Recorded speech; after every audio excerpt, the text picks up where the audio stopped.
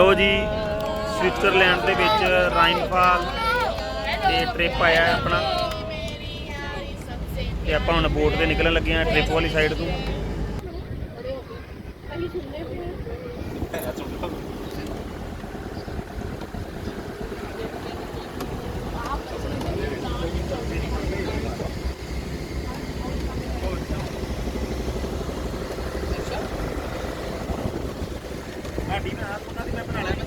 आ देखदा भी इत्थे दिखा के सारा कुछ।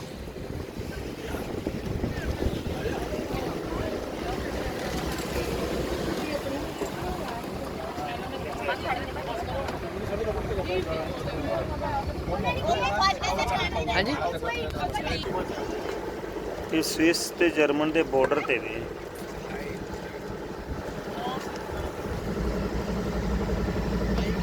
ਲੋ ਜੀ ਆਪਾਂ ਹੁਣ ਚੱਲੇ ਆ ਰਾਈਨਫਾਲ स्विट्जरलैंड ਤੇ ਜਰਮਨ ਦੇ ਬਾਰਡਰ ਤੇ ਆਪਾਂ ਇਸ ਟਾਈਮ।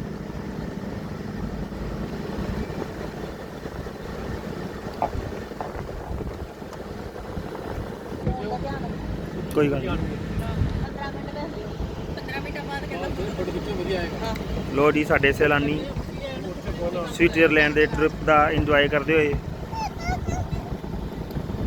ਨਾਲ ਉਹਨਾਂ ਨੇ ਗ੍ਰੇਡ ਦਿੱਤੇ ਨੇ ਜਿਨ੍ਹਾਂ ਦੇ ਉੱਪਰ ਕਿ ਇਸ ਟ੍ਰਿਪ ਦੀ ਜਿਹੜੇ ਉਹਨਾਂ ਦੀ ਹਿਸਟਰੀ ਹੈ ਰਾਈਨਫਾਲ ਦੀ ਜੋ ਹਿਸਟਰੀ ਹੈ ਗਾਈਡਿੰਗ ਦੇ ਰਹੇ ਨੇ ਹਰ ਲੈਂਗੁਏਜ ਤੇ ਹਿੰਦੀ ਦੇ ਵਿੱਚ ਵੀ ਲੈਂਗੁਏਜ ਦੇ ਵਿੱਚ ਹੈਗਾ ਉਹ ਤੇ ਇਹਨਾਂ ਨੇ ਹਿੰਦੀ ਲੈਂਗੁਏਜ ਚੂਜ਼ ਕੀਤੀ ਹੈ।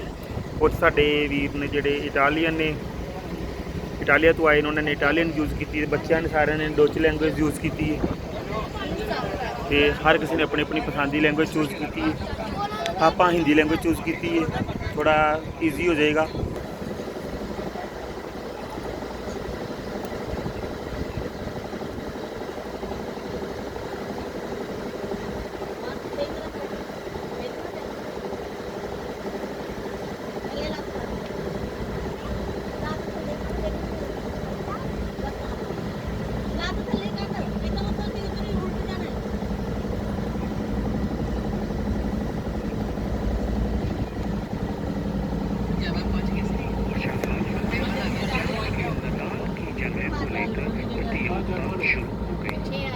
जहाँ से हमने अपनी यात्रा शुरू करी थी वहाँ पहले वर्षों से जहाज में माल लादा जाता था और टैक्स भी लिया जाता था। ज्यूरिच ने शाफहाउसन से उसके इस विशेष अधिकार के ऊपर झगड़ा करना शुरू करा और नॉर्वे भी लदान का प्रस्ताव रखा। सन 1725 में झगड़ा बहुत ज़्यादा बढ़ गया। ज्यूरिच वालों ने शाफहाउसन के लदान वाली जगह की तरफ सड़क बनानी शुरू कर दी। शाफहाउसन वालों ने इसका विरोध किया और मोर्चाबंदी करी। इतिहासकारों के अनुसार ये झगड़ा अपनी चरम सीमा पर पहुंच गया था। झगड़े की यह कहानी अब इतिहास है, लेकिन आज तक गांव ज्यूरिच का ही भाग है। जूना में कई सौ वर्षों तक गांव को सूबा ज्यूरिच से जोड़ती थी, अब उसकी जगह एक कॉन्वेंट ले ली है। अब गांव ਲੋ ਜੀ ਹੁਣ ਆਪਾਂ ਚੱਲੇ ਆ ਜਿੱਥੇ ਮੇਨ ਰਾਈਨਫਾਲ ਹੁੰਦਾ ਉੱਥੇ ਦਾ ਹੁਣ ਆਪਾਂ ਚੱਲੇ ਵਾਪਸ। ਇੱਕ ਰਾਊਂਡ ਲਵਾਇਆ ਉਹਨਾਂ ਨੇ ਸਾਨੂੰ ਹਿਸਟਰੀ ਦੱਸੀ ਹੈ ਜਿਹੜੀ ਕਿ ਤੁਸੀਂ ਸੁਣ ਰਹੇ ਹੋ।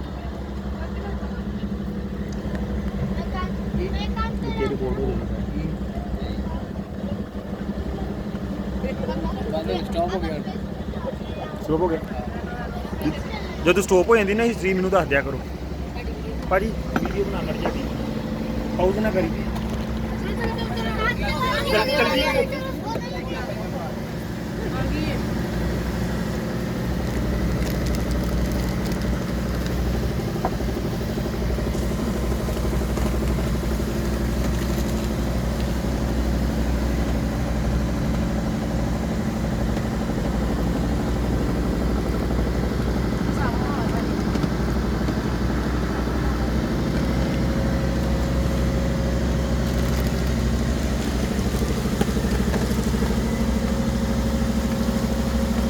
लोड़ी नहीं यहाँ मार के रखा लोड़ी नहीं की कर रहा वही स्त्री में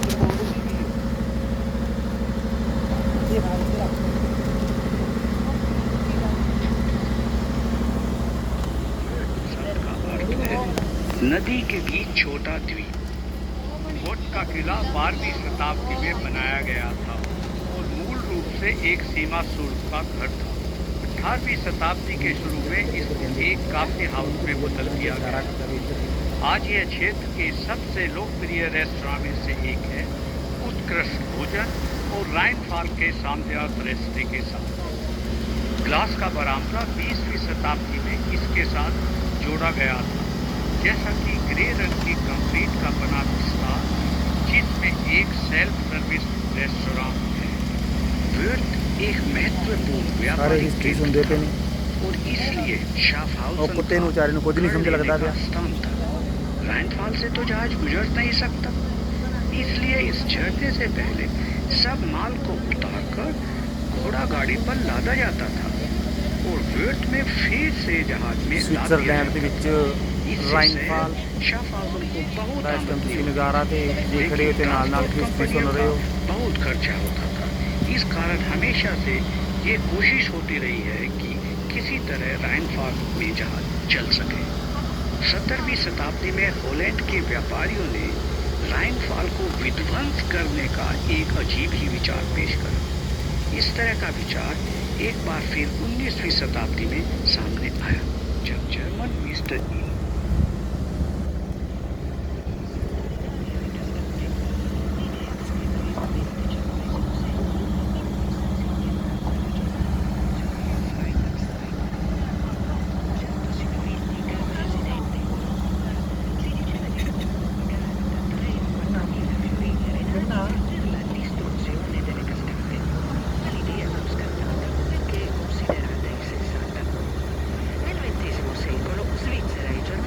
avanzarono seriamente una nuova idea.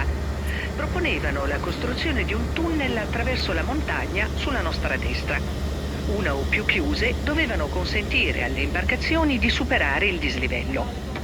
In fase di progettazione, però, le perplessità in materia ambientale non fecero che accentuarsi. In più andava crescendo l'importanza della strada e della ferrovia, mentre declinava l'utilità della navigazione. Il tunnel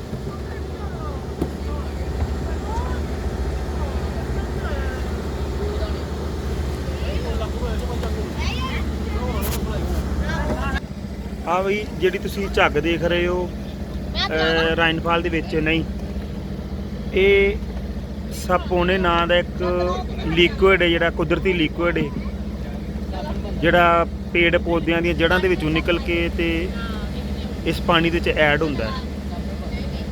ਤੇ ਪਹਿਲਾਂ ਲੋਕ ਇਸ ਪਾਣੀ ਦੇ ਨਾਲ ਜਿੱਦਾਂ ਕੱਪੜੇ ਧੋਂਦੇ ਸਨ, ਬਹੁਤ ਵਧੀਆ ਜਿੱਦਾਂ ਸਾਫ਼ ਹੋ ਜਾਂਦੇ ਸਨ। ਤੇ ਇਹ ਝੱਗ ਜਿਹੜੀ ਅਜੇ ਵੀ ਬਿਲਕੁਲ ਉਸੇ ਤਰ੍ਹਾਂ ਹੀ ਆਉਂਦੀ ਹੈ, ਭਾਵੇਂ ਲੋਕਾਂ ਨੇ ਇਦਾਂ ਪਾਣੀ ਨਾਲ ਕੱਪੜੇ ਧੋਣੇ ਬੰਦ ਕਰ ਦਿੱਤੇ ਨੇ। ਇਹ ਸਾਪੋਨੇ ਨਾਂ ਦੀ ਝੱਗ ਕੱਪੜੇ ਧੋਣ ਲਈ ਪਹਿਲਾਂ ਯੂਜ਼ ਕੀਤੀ ਜਾਂਦੀ ਸੀ।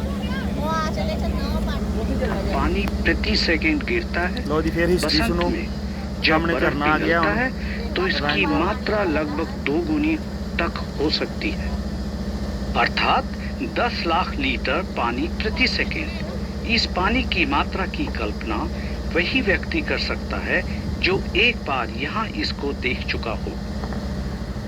राइनफॉल 23 मीटर ऊंचा और 150 मीटर चौड़ा है। इसके बीच ਜਦੋਂ ਹਿਸਟਰੀ ਬਣ ਜਾਏਗੀ ਦੱਸ ਦਿਓ ਨਾ।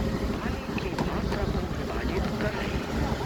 हम इस शहर में चट्टान के पास नहीं रुकेंगे, लेकिन यदि आप चाहें तो दूसरे जहाज से आप इस चट्टान के ਇਹ ਆਪਣੇ ਡੋਚਲੈਂਡ ਦੀ ਟੀਮ ਬੈਠੀ ਹੈ, चढ़ भी सकते हैं।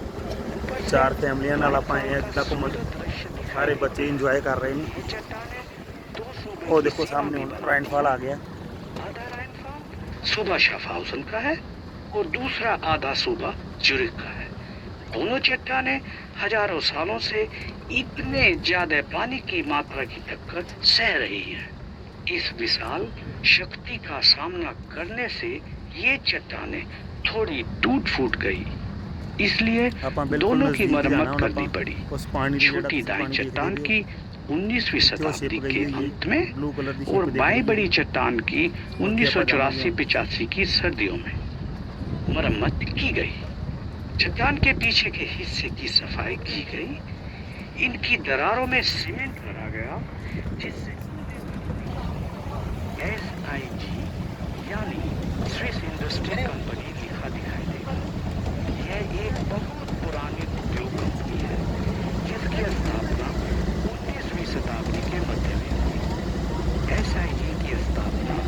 नॉयहाउसन में इसलिए हुई क्योंकि यहाँ पानी की मदद से अधिक ऊर्जा उत्पन्न हो सकती थी। यहाँ काफी पहले से ही पनचक्की की सहायता से ऊर्जा पैदा की जाती थी और नदी के किनारे बने अनेक उद्योगों में उपयोग की जाती थी। 19वीं शताब्दी के मध्य में उन्होंने यहाँ नीचे से ऊपर SIG तक पानी की ऊर्जा ले जाने के लिए 70 मीटर लंबा शाफ्ट यानी मशीन का लंबा धुरा बनाया। पानी से बिजली पैदा की गई जिसका उपयोग एल्यूमीनियम बनाने में किया गया। यहाँ नॉयहाउसन में लगभग 1880 में दुनिया में पहली बार एल्यूमीनियम धातु को औद्योगिक तरीके से उत्पादन किया गया। ਲੋ ਜੀ ਆਪਾਂ ਬਿਲਕੁਲ ਨਜ਼ਦੀਕ ਆ ਗਏ ਆ ਪਾਣੀ ਦੇ ਉਸ ਝਰਨੇ ਦੇ, ਜਿਹਨੂੰ ਕਿ ਦੇਖਣ ਦੁਨੀਆ ਬੜੀ ਦੂਰੋਂ ਦੂਰੋਂ ਆਉਂਦੀ ਹੈ। कि इस फैमिली के पास ही राइन फॉल पर पनचक्की चलाने के अधिकार वाहेगुरु जी कुदरत बाद का में नजारा और देखो। भी दूसरे उद्योगपतियों के साथ मिलकर वाव AIAJ यानी एल्यूमिनियम बिल्कुल इंडस्ट्री पानी दे कंपनी की नजदीक है स्थापना ऐसा। हुई। उन्होंने बिल्कुल 20वीं नजदीक है। शताब्दी के मध्य तक यहाँ एल्यूमिनियम का उत्पादन किया। वाहेगुरु। उसके बाद उत्पादन का बड़ा भाग यहाँ से दूसरे स्विस सूबे AIAJ को ऑलिस्विस ने ले लिया। इसके बाद ऑलिस्विस कंपनी भी अल्कान कंपनी का जो दुनिया भर में एल्यूमिनियम बनाती है हिस्सा हो गई। शुरुआत लेकिन इस सब की यही नॉयहाउसन में हुई थी। किनारे पर 5 मीटर ऊंचा बना हुआ स्कल्पचर इस बात का प्रतीक है कि नॉयहाउसन में ही एल्यूमिनियम उद्योग की शुरुआत हुई थी। फोटो ओ पापा वो तो इतने जाना ही यार। राज हमारे इधर आ जा दैट मैं कुछ नहीं प्लीज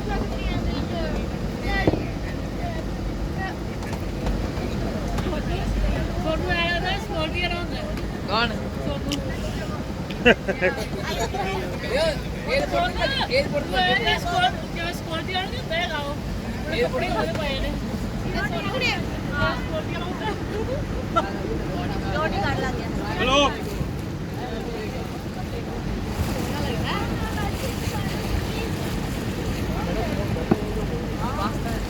ओ आ गया फोन आ गया हो गया। ਸੈਲਾਨੀ ਬਹੁਤ ਸੈਲਾਨੀ ਇੱਥੇ ਦੇਖਣ ਆਉਂਦੇ ਨੇ, ਘੁੰਮਣ ਆਉਂਦੇ ਨੇ। ਹੁਣ ਆਪਾਂ ਝਰਨੇ ਦੇ ਦੂਜੇ ਪਾਸੇ ਜਾ ਰਹੇ ਹਾਂ। ਅੱਗੇ ਆਪਾਂ ਰਾਈਟ ਸਾਈਡ ਗਏ ਸੀ। मिलता है। उस समय इसका स्वामी फ्राइहेरन फॉन लाउफन था। बाद में यह शहर ज्यूरिच के अधिकार में आ गया। समय समय पर ज्यूरिच शहर ने इस किले को कई लोगों को पट्टे पर दिया। इसमें रहने वाला आखिरी महत्वपूर्ण व्यक्ति कलाकार लुइस ब्रॉयलर था, जिसने अपना बचपन किले में ही बिताया था। वह राइन फॉल पर बहुत मोहित था। वह किसी भी कीमत पर यहाँ वापस आना चाहता था। 1832 में उसने इसे ऊंची बोली लगाकर पट्टे पर ले लिया। बाद में उसने इस किले को खरीद भी लिया। कलाकार ब्रॉयलर ने इस किले में चित्रकारी का स्कूल खोला, जहाँ करीब 20 चित्रकार बताए विधायक के अनुसार राइन फॉल के चित्र बनाकर ਰਾਜ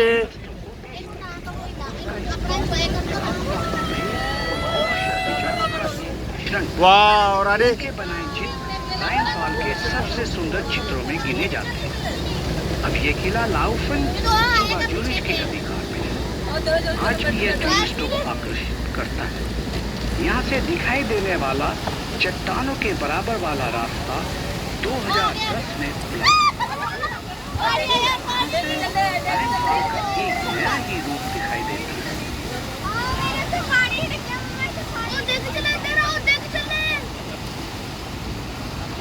सारे उधर चल गए। हेलो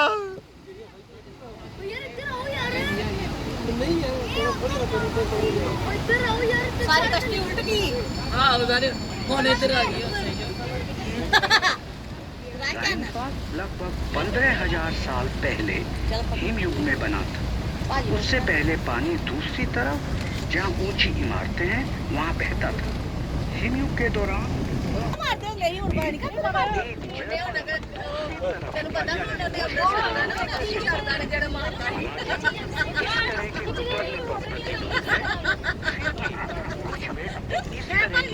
ਮੇਰੇ ਸ਼ੌਕ ਜੀ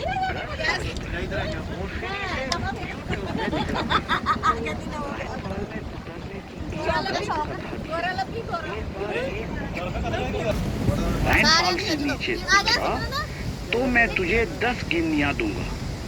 उसने फिर से कोशिश की, लेकिन इसके बाद उसे किसी ने नहीं देखा। कहा जाता है कि पतझड़ के मौसम में जब कोहरा राइनफॉल पर छा जाता है तो उसकी चीखें